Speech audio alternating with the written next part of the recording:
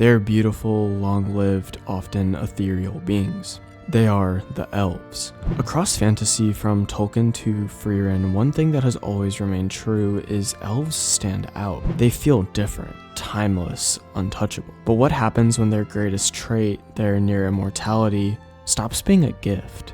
If you had told me a year ago that Frieren Beyond Journey's End would become one of my favorite modern fantasy series, especially with an elf as its main character, I probably would have looked at you funny. Not because I dislike elves, but because most fantasy stories don't really understand them. Elves are often treated as an aesthetic, elegant and wise, but rarely explored as to who and what they actually are. Beings who must endure time in a way that humans never could.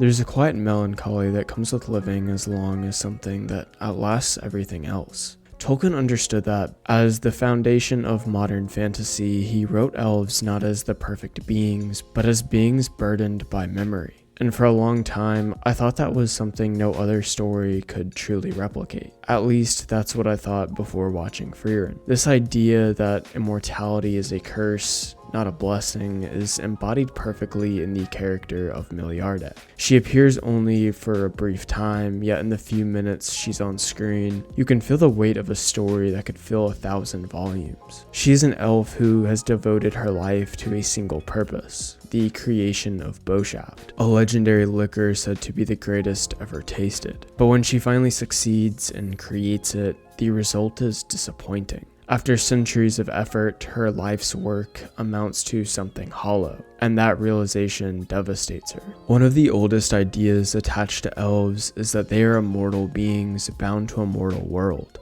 While they remain unchanged, everything around them shifts, evolves, decays, and ultimately disappears. Entire eras pass, civilizations rise and fall. People they once knew become distant memories, then stories, then nothing at all.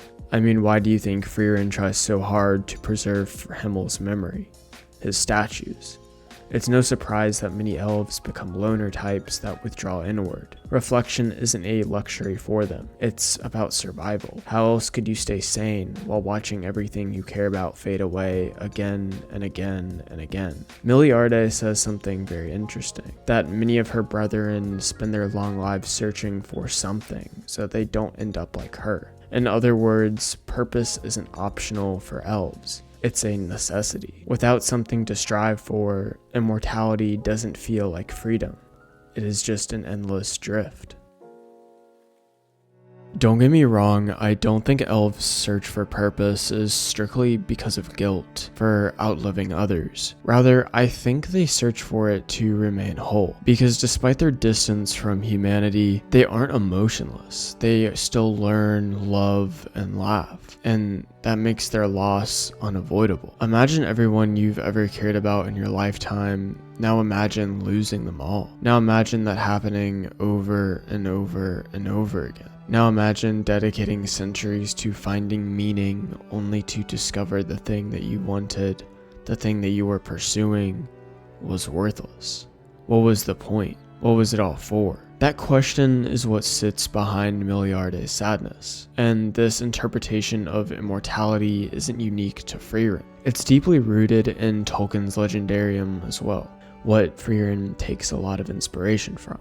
In his world, elves are literally bound to the physical world. The world itself is finite. It is scarred by an ancient darkness, slowly declining, destined to end. Humans are granted death as a way of escape. When they die, they go to a better place and leave the old world behind. Elves do not do this. Even in death, they remain tied to the world, and none of them truly know what awaits them when the world finally comes to an end.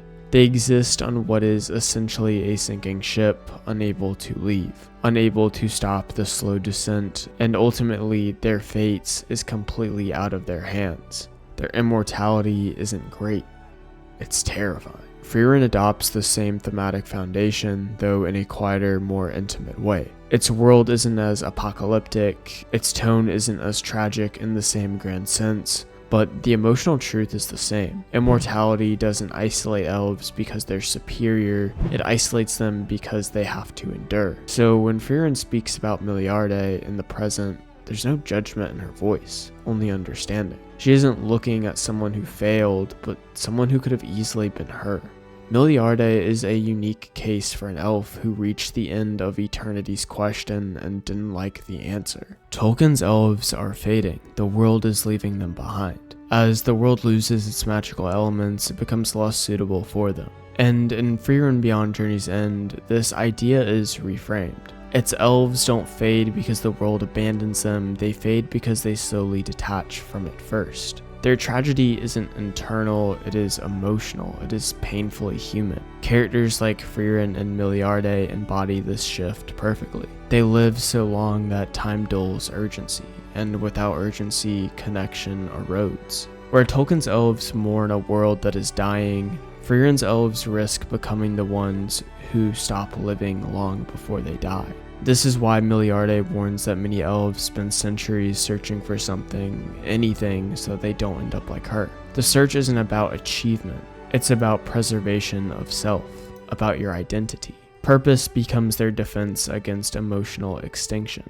Frieren encapsulates the sadness of immortality and by extension the elves perfectly. They are incredible, truly angelic beings, and yet the narrative captures their flaws as well. These are creatures who are burdened with time and their place in it, even more so than just regular people, despite the fact that they have unlimited of it.